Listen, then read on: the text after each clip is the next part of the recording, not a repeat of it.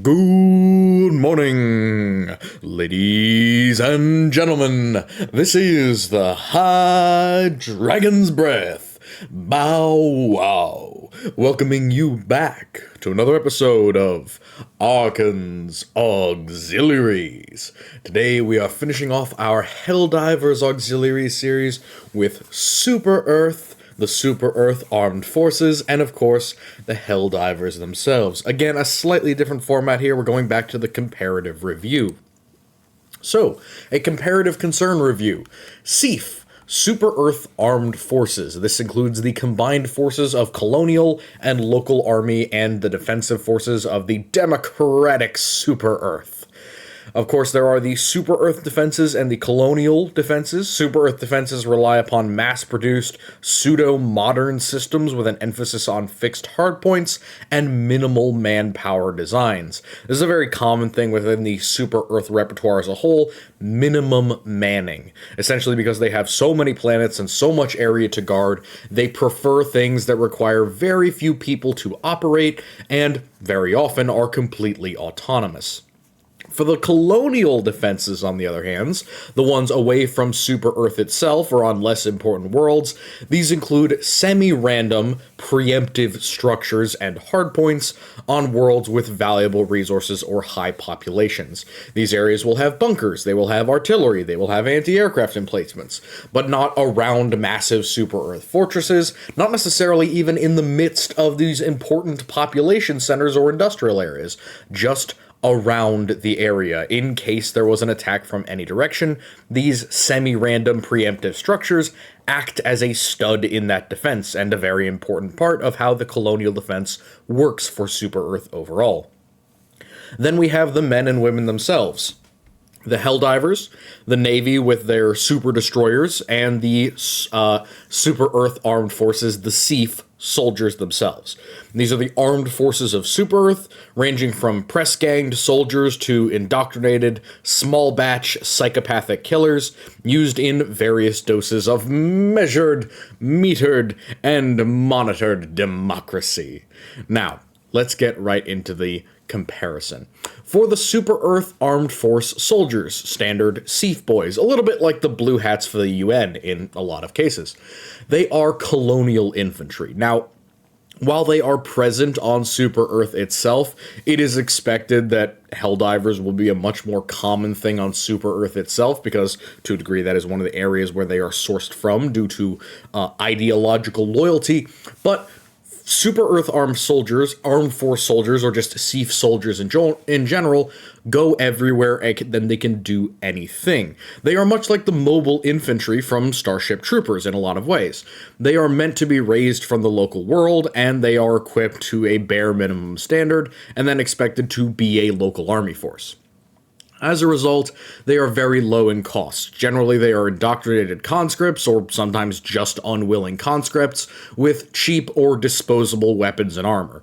Their body armor is mostly soft, with maybe a slightly hardened plastron on the frontal face, but it's mostly what we consider like a level 3 vest, or maybe a level 3A vest, depending on how far you want to push it, along with some basic body armor for the helmet and legs, etc.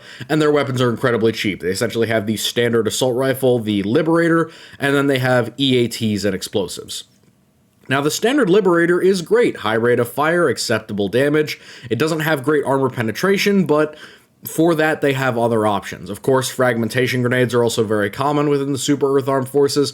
This is pretty good. Honestly, for a colonial force, just having rifles that aren't terrible and fragmentation grenades as a universal equipment is really, really good.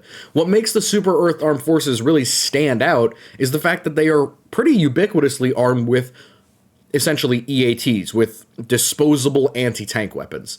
These disposable anti-tank weapons make them really a cut above almost every other colonial force that we're going to talk about on this channel. They beat the absolute brakes off of a vast majority of PDFs, for example, because they have universal access to anti-tank weapons.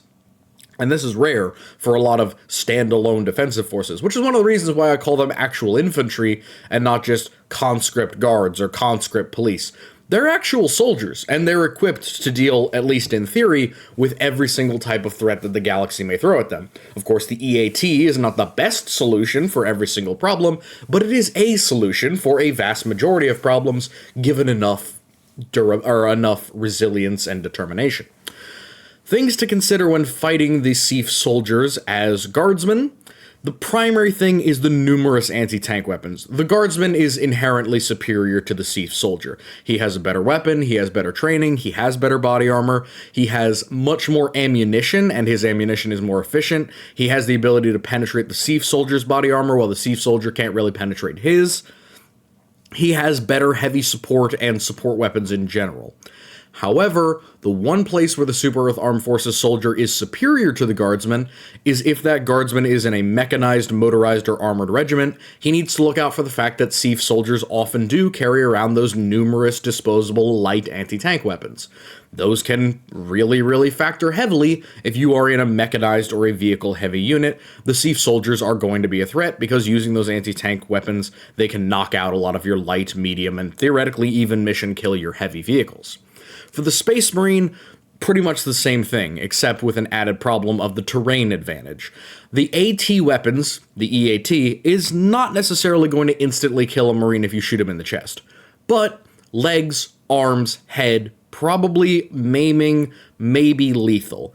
Quite dangerous, very deadly if you shoot them in the gut or whatever, but the standard infantry rifle of the S.E.A.F soldier is not going to do anything to the Marine, and they don't have any specialty grenades, so yeah, your main problem as a Marine is the chance that one of them whips off and shoots you in the head with an EAT, in which case you're probably dead. But the other thing is the terrain advantage. For Marines, you are on the assault, you are on the aggress, you are on the forward side of things, you are the edge of the knife, the tip of the spear. The S.E.A.F soldier is designed as a defensive unit. It can assault, it can be aggressive, but it is designed to be defensive, and it uses hard points to do this. Since they're defending their own soil, their home turf, they will often be in urban terrain or difficult terrain where, as a Marine, you're at a disadvantage, and they have AT weapons that can be used against you on an infantry level. As a result of this, they have an inherent advantage in the areas that they are defending, and of course the fact that they will most often be on the defensive, where Marines would have their advantage if they were on the aggressive against fellow aggressors. Subfaction-wise, let's talk about the other groups from Helldivers itself. For the Clankers, for the Automatons, the best thing to do against the Super Earth Armed Forces against the S.E.A.F soldiers is essentially to swamp them with medium enemies and with artillery. You don't want to waste tanks on these guys, and one of the best options would be to essentially send out a bunch of rage troopers, a bunch of shielded devastators, and a bunch of aircraft. In that way, basically none of the S.E.A.F soldiers can deal with them. The only weapon that is effective against the shielded devastators are grenades. The EAT doesn't penetrate the shield, so they'd have to get an actual hit on them. Those are able to effectively hose down and suppress large areas of S.E.A.F soldiers. And then in addition to that problem, lots of infantry will threaten the numbers of S.E.A.F soldiers. Generally, they have the advantage in infantry, but they are also limited to squads, which the automatons can overcome. With the squids, I think the best solution would probably be to either use lots of aircraft, which they already kind of do, but the other big thing would be to use large numbers of flesh mobs. The S.E.A.F soldiers, while they have the EAT, can't really have an easy answer for the flesh mobs. Even the standard overseers can be knocked out with EATs or killed with the Liberator given enough perseverance, but the flesh mob really can't be easily gotten rid of with either or with grenades. So flesh mobs are kind of a perfect counter to S.E.A.F soldiers in general. For bugs, any armored enemy will do. The EAT is useful, but the advantage that the bugs have is that they are faster than most of the S.E.A.F soldiers are able to pull out their anti-tank weapons and knock them out. Not to mention the fact that the bugs are so numerous that they can easily overwhelm S.E.A.F soldiers a majority of the time. Now, in a heavy defensive position, that's going to change the metric a lot, but S.E.A.F soldiers don't have access to a lot of light machine guns or anything of that nature, so bugs really do have kind of a natural advantage against S.E.A.F soldiers. Very similarly how some clankers do, but most squids are deal-withable for the S.E.A.F soldier in general. For the modern soldier, again circa 1990, the biggest advantage that you have is numbers and the biggest disadvantage you have are the number of S.E.A.F soldiers and the relative morale, essentially the super Earth effect. Now, I'm going to cut out of the equation the idea that a modern soldier would be fighting on the side of the S.E.A.F. I mean, theoretically, this is like a breakaway state or something like that, or during the Super Earth Civil War, or whatever you'd like to call it. If a modern soldier goes up against a S.E.A.F trooper, it's very likely that the modern soldier is going to be better trained, but he's likely to be outnumbered. The S.E.A.F can essentially colonially recruit from an infinite supply pool of men and women, so really there is no limitation to their numbers overall, just a limit to how many can be armed, equipped, and deployed. And then, of course, in comparison to the modern soldier who might be fighting against Terra, might be fighting against terra firma, against humanity or mankind, the Super Earth soldier, the S.E.A.F soldier, has the advantage of having decent morale. I mean, they are indoctrinated. They are definitely true believers in the Super Earth mantra. Some of the colonials may have disagreements, so they may be against maybe Super Earth's democratic ideals, but they keep a pretty strong lid on that whole division and disagreement part. So I think that the average S.E.A.F soldier is going to be better, have better morale than the average, say, National Guardsman that would be the equivalent for them. They're much closer in leadership style to a regular soldier. The defenses of Super Earth. Generally, these are fixed hardpoint defenses. They are big concrete bunkers or slabs or areas that play host to a various amount of support weapons and equipment. Relative cost, medium expense. Honestly, they're pretty expensive at times. They are costly on the individual, but they are replicable. There can be lots of them made. They can be set up basically everywhere. And for a lot of them, they are partially modular. The idea is that you have 3 or 4 basic concrete slabs that you build with some basic walls. They have one basic computer controlling the whole thing. It is completely automated, or at least semi-automated. And then all of the equipment can essentially be walked around by 5 or 6 dudes. The idea that you have a hard point this reliable, this durable, and this easy to plop down anywhere kind of makes up for the fact that these are very, very large and very expensive weapons and systems on their own. So, primary-wise, there are 3 different ones that are specifically important. You have the artillery, which is the S.E.A.F artillery, which is about 155 millimeter variable, or maybe it's 200 millimeter, between 150 and 200 millimeter artillery gun. Now, it's very long range, it's very high velocity, it has many different types of shells, from nuclear shells to smoke to EMP, etc., but loads up with 6 rounds, fires 6 rounds, completely automated, very, very effective artillery. Anti-aircraft, which for the S.E.A.F folks is guided anti-tank surface-to-air, or guided anti-aircraft surface-to-air missiles, which are terrifying. I'm going to be entirely honest, it's the best anti-aircraft in the game by an absolute mile. It can completely deny the skies to the enemies of Super Earth, which, yeah, given the number of airborne enemies that Super Earth tends to deal with, I'm not surprised that they invest a lot of money in S.E.A.F SAM sites, because the bots, and, I mean, just the bots alone would be a decent reason to invest in this. The bots plus the squids, that's incredibly important. Like, that might be the thing that changes the difference between succeeding and failing in your defense. And then finally, anti-orbital cannons. Now, the anti-orbital cannons are a bit jank. They're kind of based on the same ones that the automatons have. Don't let anyone hear I said that, but it is true. But again, similar to the others, they're heavily automated. They are manual, with one person, minimal manpower. Sorry, they're automated in the way that they aim, shoot, and reload, but they are manned by one person, essentially. They are manned minimally, and they have the ability to shoot things in low orbit and also large targets on the ground. Similar to, like, support artillery, but for very, very, very far away things. Now, there are also different versions of the defenses of Super Earth. I mean, you have artillery, you have civilian defense, you have nuclear weapon silos, but this is just, like, general specific things that you use for direct combat. Now, things to consider when fighting them or really dealing with them as a guardsman. Now, as a guardsman, there are a couple of things you need to keep in mind. These are single point defenses. There's only one target here. You don't have to worry about a spread out line or a massive organized matrix level defense. It's just one stud in what is likely to be a couple of trench lines of defenses. That also means, or combined with that, it is also manned, meaning that without manpower, all these automated systems won't be able to effectively target. Now, once it's been activated and been slaved to whatever electronics are on board, well, you're just going to have to break the mechanics and deal with it directly. But generally they are manned, generally there are people around them, be it S.E.A.F soldiers or Helldivers, so knocking those people out can pretty easily knock the machine out, and then theoretically you could use it for your own good. So as a result of that, it has kind of the catch-22 for the guardsmen. On one side, I want to kill the people involved. On the other side, I can use it for myself. And because it's a single fixed point, you can also easily knock it out with any number of artillery or simply just assaulting the position, because most of them don't have baked-in defenses other than the troops around them. For Space Marines, this is one of the least problematic things for Marines. Other than the anti-aircraft, which, again, some S.E.A.D, some air-to-surface anti-aircraft destruction is probably your best option there, some S.E.A.D. But these can be easily bypassed with distance. Go a certain distance away, be out of the range of enemy troops or out of the range of the guns themselves, you can simply avoid them.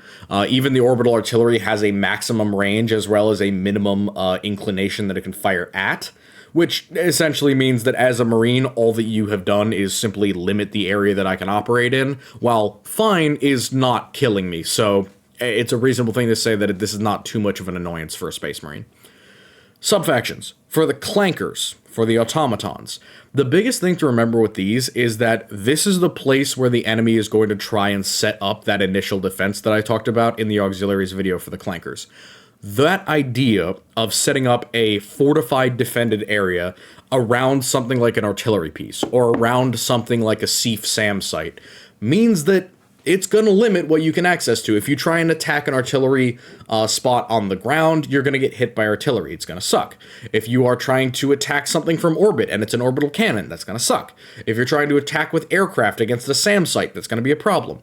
All that it really does is it limits one of the major vectors that you can do in order to decrease your own casualties. So all it's going to cost is a little bit of extra casualties. For the squids, you have a lot less problems here, quite frankly. Due to the fact that they can teleport in literally on top of the structure, for everything other than a S.E.A.F SAM site, you're not going to have any problems. For the S.E.A.F SAM site, I would say tanks. Specifically, the Harvester is probably your best bet. And then, of course, a good fallback, send in the Flying Overseers, because they'll be able to deal with the S.E.A.F SAM site and its defenses fairly easily.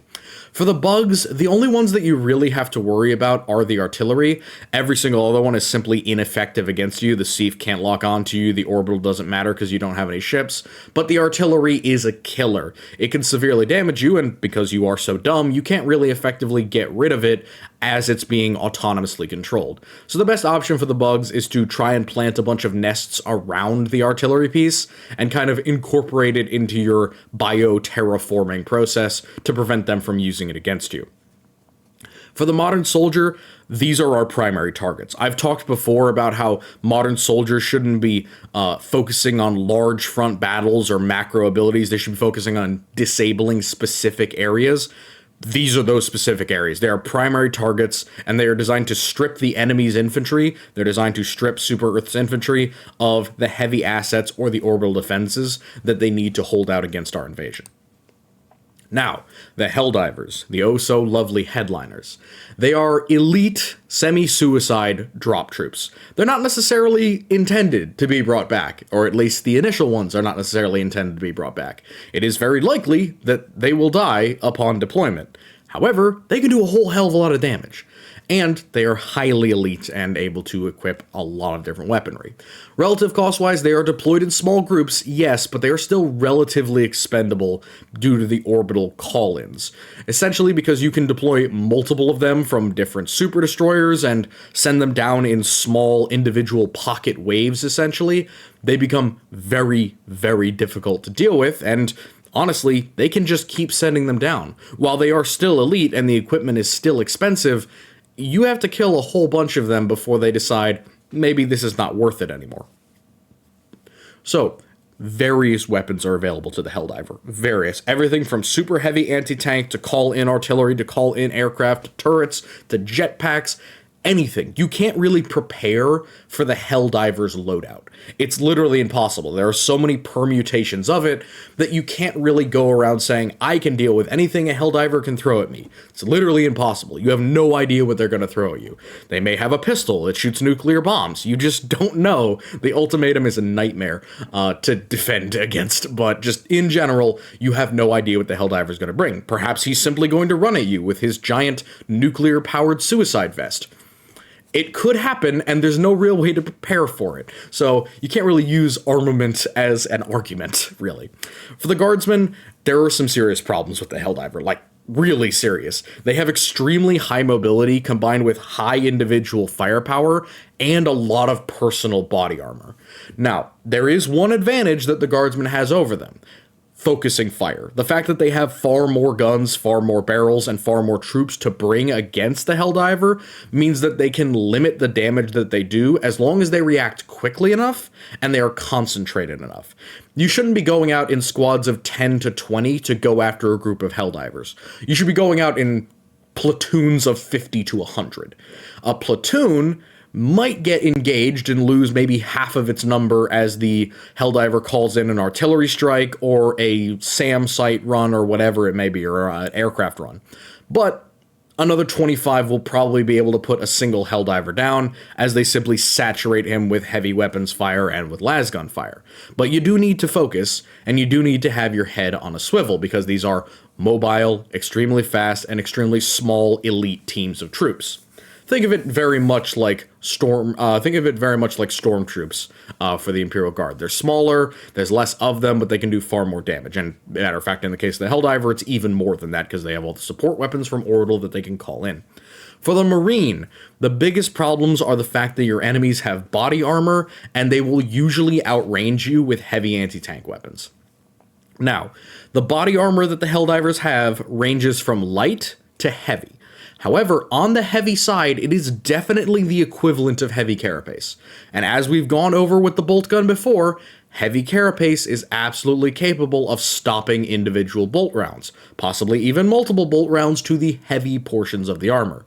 So, if the Helldiver stays outside of a certain range or ambushes the Marines, they have plenty of anti-tank weapons, not to mention artillery and aircraft, that can easily knock Marines out on an individual basis. Does it require skill, capability, and a good deal of luck? Yes, but in effect, it is a small group of elite infantry that one-to-one have a non-zero chance of killing a Marine each.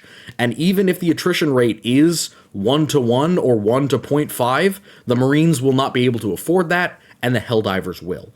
Effectively, you need to deal with this by limiting the ranges, the distances, and the engagements that you take against the Helldivers. And of course, being aware of and limiting as much as you can their access to orbital and aircraft reinforcement and attacks. For subfactions, for the Clankers, the best option is to drown them in armor. Helldivers have limited ammunition, they have limited cooldowns, there's only so much firepower that they can bring to bear against you, and even if it is heavy and destructive, you will eventually be able to overwhelm and choke them to death with armor. Tanks are preferable. Factory Striders are acceptable. Hulks or anything of their ilk are not. Hulks are too weak, they're too thin, they're able to be knocked out by many different types of weapons. So, for the Clankers, keep to the heavy metal. For the Squids, you want a good combination. One of the biggest disadvantages that the Squids have is there are plenty weapons that counter individual units within their roster. Things that deal really well with Voteless, things that deal really well with the Overseers, things that deal really well with Harvesters. And yet there are few weapons that alone, or even loadouts that alone, will deal with every single threat that the Squids can throw at a target. As a result, the best possible option is to pair up smaller numbers, but larger variety. You want Voteless, Flesh Mobs, 2 different types of Overseers at the very least, and a Harvester, all following a single Helldiver. That means that they need to change between anti-infantry, anti-heavy infantry, anti-armored infantry, anti-armor, and anti-flyer, all within the same loadout, which is very, very difficult to prepare for, and for the Squids is the preferable method to actually dispatching them effectively. The Bugs have the hardest time with Helldivers. Helldivers have many, many, many weapons that custom counter most of the Bugs' greatest assets. The only option for the bugs is essentially to try and saturate the areas that the Helldiver is in with different types of enemies, specifically with enemies that they cannot easily deal with. Flyers and bile spewers, and of course assassin bugs, things like the Stalker, are the best option. You need to have some bug that they don't see coming or that they can't identify, and you effectively need to ambush or surprise them in order to guarantee an effective kill. Even with this, you should expect serious casualties. I'm talking on the order of 70 to 80% of the time, this will fail. But 30% of the time, 20% of the time maybe, you'll succeed. And do that enough times with the infinite amount of bugs that you have, you may succeed overall. For the modern soldier, this is interesting. You are fairly equally balanced, but the Helldiver has an innate advantage over you, and that is because you need to be afraid of their changing ability and the extra call-ins that they have for orbital firepower. You have no idea where the Helldivers are going to come from. You have no idea where they're going to engage from. You have no idea how it's going to look when they engage. They might have different weapons. They might have snipers. They might have machine guns. They might have turrets. They might have sentries. They might have drones. In one individual, they carry the firepower and effective weaponry spread of an entire squad of modern soldiers. And since there are 4 of them, it's better to treat the Helldiver group as 4 squads, each of which is represented by an individual person, rather than a single squad, because quite often, Helldivers don't have to work together. So, important thing for the modern soldier is simply, similar to the guardsman, overwhelming and killing them, knowing that you're under orbital firepower, and trying to deny that as much as possible. It might not always be an option. Of course, the modern soldier doesn't have access to spacecraft, but of course we are moving things ahead when we compare things with the adversary's mentality of assuming things are relatively equal. So, a little bit of a short one there. I did have to finish off the auxiliaries rather quickly, not for any particular reason, just because I wanted to get this one out, and I didn't know if anyone was actually going to be interested in the super Earth side of things, but I wanted to add it anyway, just because, you know, we're doing auxiliaries. We want to compare for everyone. Naturally, of course, the credit goes to Arrowhead, Art Panion, Safe Burrow, Japhet Meza, and Galathera Valiant. I hope that you guys enjoyed. There will be votes after this, more videos coming up, of course, but before that, votes, very important. I would love to hear your guys' opinions, your thoughts, any other fandoms that you'd like to look into. Of course, I can keep doing this with Halo. I can do this with other things. I was thinking about doing it with Killing Floor, but I also have the Adversaries videos coming up, and I was going to do those, and then possibly pitch you new ideas for Adversaries and new votes for Adversaries. So, that will all be coming through. New votes, of course, I would love to take your inputs. But other than that, with that said, I wish you all a lovely good night.